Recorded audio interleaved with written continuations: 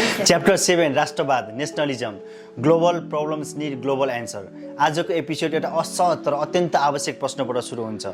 यदि मानव जाति अहिले धेरै हदसम्म एउटै ग्लोबल सिभिलाइजेसनभित्र बाँचिरहेका छन् भने किन मानिसहरू फेरि नेसनलिजमतिर फर्किरहेका छन्? युवल नोआ हरारीको मुख्य प्रश्न यही हो कि is nationalism a solution or it is escape from reality?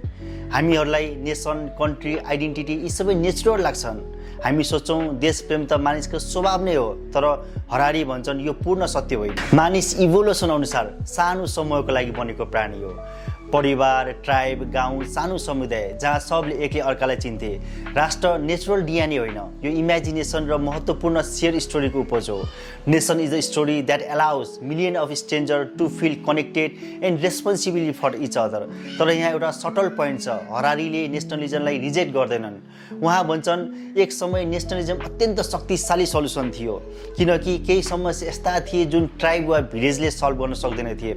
जस्तै नदीमा आएको बाढी नियन्त्रण गर्नु पर्यो, एक समूहले मात्र सम्भव भएन, मानिसहरू जोडिनु पर्यो, ठुलो सुरक्षाको व्यवस्था मिलाउनु पर्यो, प्रशासन, ट्रान्सपोर्टेसन, कम्युनिकेसन जस्ता संरचना बनाउनु पर्यो। यी सबैको लागि ठुलो समन्वयको आवश्यक भयो। समस्या ठुलो भयो, मानिसहरू क्रमशः जोडिँदै गए र अन्ततः नेसन बने।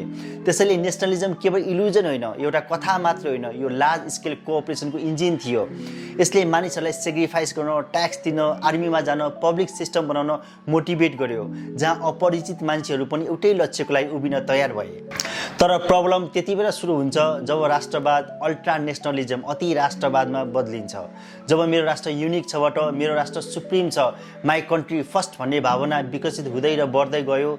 जब नेतृत्वमा म आफ्ना मानिसहरूप्रति विशेष जिम्मेवारी छुबाट मलाई अरूप्रति कुनै जिम्मेवारी छैन भन्ने सोच आउँछ, त्यहाँ नेसनलिजम सामूहिक स्वार्थ बन्छ, त्यहाँ कन्फ्लिक्ट जन्मिन्छ, त्यहाँ कोअपरेसन हराउँछ, त्यहाँ डिप्लोमेसी कमजोर हुन्छ। त्यहीँबाट संसार फेरि गलत बाटोमा हिँड्न थाल्छ। राष्ट्रप्रेम जब सीमित हुन्छ त्यो एकता होइन, त्यो विभाजनको सुरुवात हुन्छ। जब 1945मा हिरोसिमा पछि युद्धको अर्थ बदलियो, मानिसले प्रकृतिलाई छेडभरमा विनाश गर्न सक्ने रूप देखेर संसार हेर्ने दृष्टिकोण बदलियो।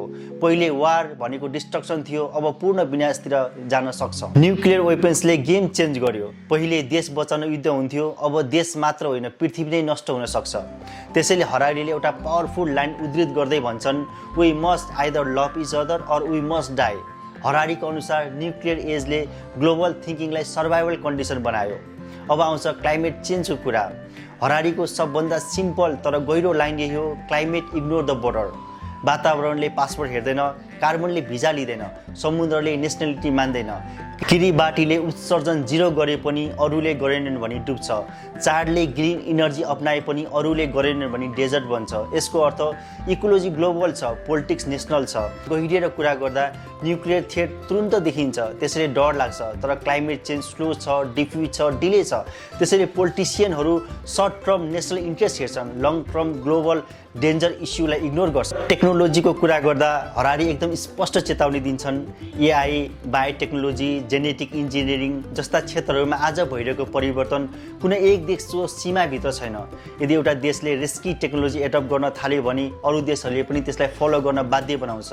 यहीँबाट डेन्जर डाइनामिक सुरु हुन्छ। देशहरूले सोच्छन् यदि हामीले गरेनौँ भने अरूले गर्नेछन्। यही फियरले ग्लोबल रेस सुरु हुन्छ। त्यसपछि कम्पिटिसन इथिक्स भन्दा माथि जान्छ। सेफ्टी भन्दा स्पिड इम्पोर्टेन्ट हुन्छ, रेस्पोन्सिबिलिटी भन्दा डोमिनेन्स इम्पोर्टेन्ट हुन्छ, सर्ट टर्म इम्प्याक्ट भन्दा लङ टर्म एडभान्टेज इम्पोर्टेन्ट हुन्छ। हरारीको कोर वार्निङ यही हो कि साइन्स बोर्डरभित्र बस्दैन, फैलिन्छ, कपी हुन्छ, एडप्ट हुन्छ र अन्ततः ग्लोबल सिस्टम बन्छ। एउटा देशले मात्र सेफ भएर काम गरेर अरूले रिस्क लियो भने सम्पूर्ण मानवता नै खतरामा पर्छ। यही कारणले हरारीले भन्छन् 21st सेन्चुरीका टेक्नोलोजीलाई म्यानेज गर्न केवल नेसनल सोच भएर मात्र पर्याप्त छैन, यसलाई ग्लोबल थिङ्किङ, ग्लोबल कोअर्डिनेसन र सेयर रुल चाहिन्छ। राष्ट्रवादीहरूको सोच सीमा, भूगोल र देशको दायराभित्र मात्र सीमित हुन्छ, तर 21st सेन्चुरीका मुख्य चुनौतीहरू बोर्डर, ट्रेड र वारमा मात्र सीमित छैन। मानवताको भविष्य, मानवताको चेतना, होमो सिपियन्सहरूको इभोल्युसन, इन्टेलिजेन्सको भविष्यमाथि छ। पहिले देशको भविष्य दाउमा हुन्थ्यो, आज मानवताको भविष्य नै दाउमा छ। अन्तिममा भन्नुपर्दा राष्ट्रप्रेम गलत होइन, राष्ट्रप्रेम गलत होइन, तर राष्ट्र नै अन्तिम सीमा बन्यो भने त्यो प्रेम होइन, त्यो सीमित सोच हो। Thank you.